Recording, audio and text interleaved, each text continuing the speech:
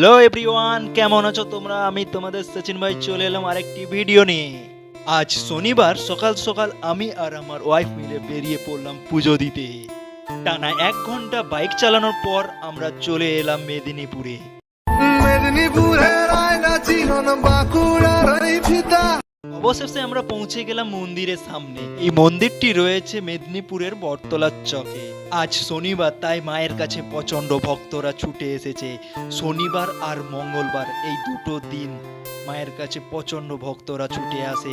তারপর পুজোর ডালাটা আমরা ওখানে দিয়ে দিয়েছিলাম আর হাত জোড়ো করে মায়ের কাছে প্রার্থনা করি, মা গো তুমি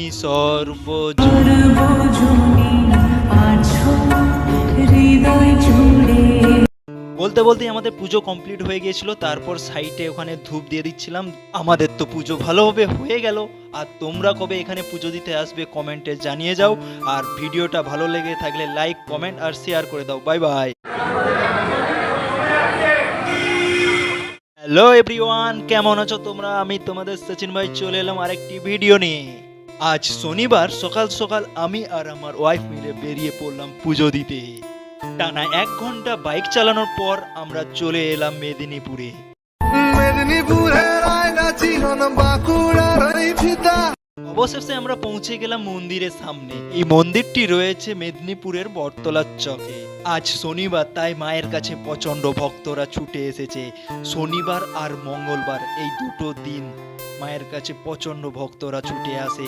তারপর পুজোর ডালাটা আমরা ওখানে দিয়ে দিয়েছিলাম আর হাত জোড়ো করে মায়ের কাছে প্রার্থনা করি, মা গো তুমি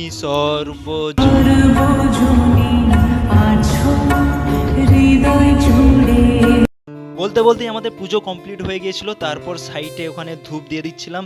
আমাদের তো পুজো ভালোভাবে হয়ে গেল। আর তোমরা কবে এখানে পুজো দিতে আসবে কমেন্টে জানিয়ে যাও। আর ভিডিওটা ভালো লেগে থাকলে লাইক, কমেন্ট আর শেয়ার করে দাও। Bye bye.